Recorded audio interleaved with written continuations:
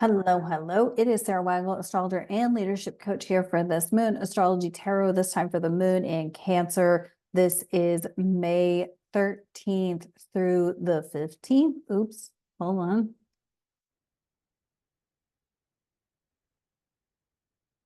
Yep. 10th through the 17th. It's late on the 10th, so it could actually be the 11th for some of you. But this moon in Cancer could get dicey, dynamic. The moon in Cancer is where the moon is at home, right? It's where the Cancer is where the moon rules.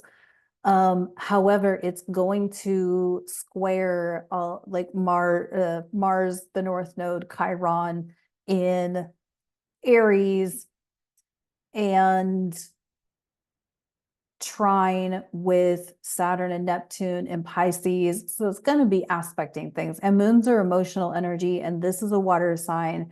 So when the moon's in a water sign, it's almost like the emotions flow that much quickly, that much more intensely. That's what I want to say. And so, and I also feel like with the other energies we have going on, the sun conjunct Uranus, and okay, that was the only one. Sorry. And like a couple of other building transits that we may already be feeling the energy of that are going to be happening in the next few days post this lunation, this moon moment. It's almost like there's this collective rebellion against the earthly authority, but also this desire individually to your nurture your dreams, nurture the life you want to create, nurture the relationships you want to create for that life you want to create, but also like being with the fears that are coming up around it, right? It takes a lot of courage to be an individual creator. It takes a lot of courage to be an individual, period. And so your fears may be surfacing with that undercurrent energy of Saturn and Pluto. And so it's a really good opportunity to be with the emotions around your fears. What has you limit yourself to not producing what you want to produce, or not getting out there and doing the job you want to do, whether it's applying for a promotion or going after your own business or whatever. And then there's this collective, earthly authority that may be trying to rain on your parade or dim your light. And that is always the case. This is not new, right? The authority that we deal with in this earthly existence is always trying to dim us out. That's kind of been the whole, like, one of the underlying points of the age of Pisces, has been this, the authority wanting to tell you that you're wrong, or the dogmas and whatnot trying to tell you that you're wrong, but you're not. As long as you're not hurting someone or hurting yourself, you're fine. But I think there's like those fears that we all have about producing content. I have them every single time I produce a video, trust me. Yeah, if you were one of my support people and angels in the background there's something about like it takes a village, and most of the villagers are behind the scenes. And if you've ever been to like a theatrical production, a live theater production, or a live any kind of a live production, it's the people behind the scenes that actually make that shit happen. The actors or the singers or the performers are just on stage, and I'm not saying that they don't do their part, obviously, but it's the lighting and the sound and the curtain call and the wardrobe and the set and all of the things that make a live performance happen. And it's the same thing with any sort of creative project. Is there is someone or something behind the scenes that's making that shit happen. Y'all, if you even knew the people that are behind the scenes of my videos, that I don't need to say who they are. It's not important, but what's important is that that I don't do this show by myself. It does not happen. If it's a video editing thing, if it's a tech glitch or a tech issue, yeah, sure. Sometimes I can deal with them myself, and sometimes I can't. And sometimes I have to call in for backup. So none of us is ever alone in whatever we're experiencing. However, it's the people who it's like when I used to show up for judo, my judo sensei who like coached me through we always did like 100 throws after every practice.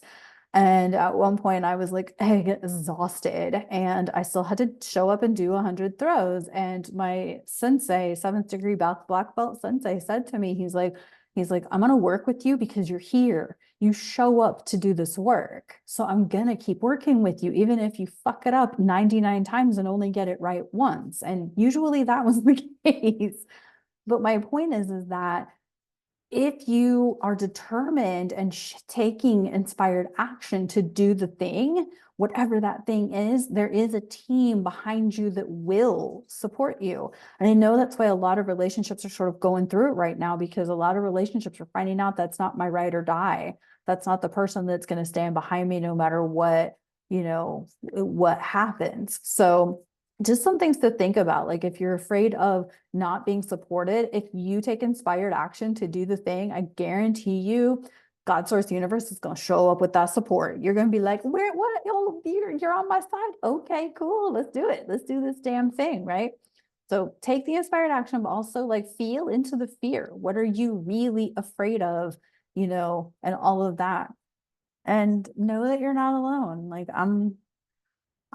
everyone experiences something in the fear department. We all have it.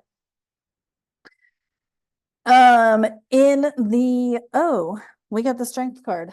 Lieutenant Worf.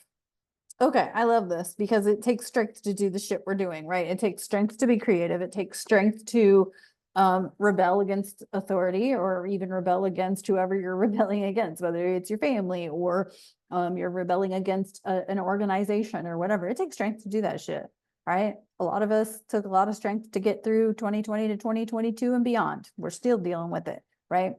It takes strength, a lot of strength and a lot of courage. And to be the warrior, the leader of your life takes strength. Zero doubt. Zero. That's it. That's all I got on that. I have nothing else to say. What's up with the ancient feminine wisdom?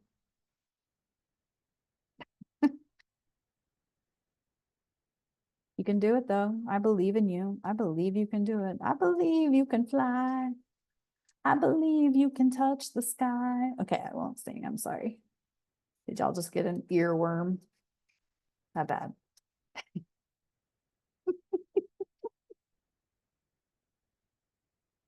I post this video? Should I re-record it?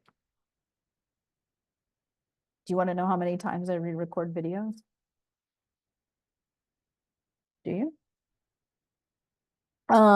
We got Calypso, Lover. Almost wish I knew the story of Calypso off the top of my head, and I don't. But Lover. Y'all know that people can only love you to the capacity they love themselves. And they can only it's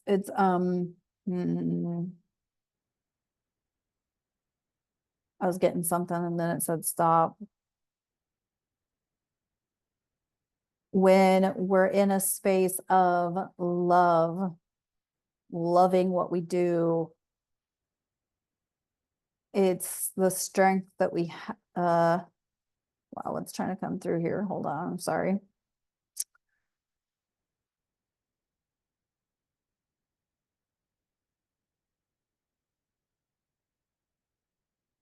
When you are loving something to the point where you can nurture it and utilize the inspired action and get the support that you need to get the thing done, you'll just open up a whole new path for yourself of authenticity and integrity and creativity, and you'll just, I mean, you'll just want to keep going. You're gonna just want to keep going. And I guarantee you, if you're like sitting over there, like, yeah, but I don't know this and I don't know that. Let me just tell you, I'm friends with content creators, and I know I relate this back to content creation, but it goes to anything, right? If you want to be a black belt in a martial art, if you want to be a business owner or whatever, you know, think about all of the inspiring business owners out there or authors out there. Who didn't publish until, or didn't establish their business until their 40s, their 50s, their 60s, all of those things. And sometimes it takes us that long in life to get the wisdom and the inner power, the intrinsic power to go about it. Because it's like we kind of have to have all these fucked up life experiences and like, damn, why did I have to go through all that? But when we get to the other side, it's like, oh, yo, I can get through anything because I've been through XYZ, right? Right? Like, and I think there's like an inner layer of lover, like, and this is not an intimate lover per se. Maybe it is your intimate lover, but I think it's more about the lover as in, you know, the higher octave or the higher frequency of activating your sacral is creativity. The lower frequency of activating your sacral is sexual energy, but the higher frequency is creativity and, you know, doing the thing. And that's not to make sex wrong. I'm not saying that at all. I'm saying that, like, you know, I feel like there's, you know, we tend to stay in that octave of, or that frequency of, you know, misguided or misdirected sacral energy. And I feel like this Cancer moon is giving you this opportunity to nurture the thing, the creation that you want to be in love with. Okay, I think I've kind of rambled on that for a while. I hope that makes some sense. No, you know, no project that you do, nothing that you do is going to be effortless and easy all the time. It never is. You know, there's always like, I'm determined to make this shit happen no matter what. And there's going to be glitches and hiccups along the way, but there's always going to be moments where like we have to work through some kind of molasses in January moment where it's like, fuck.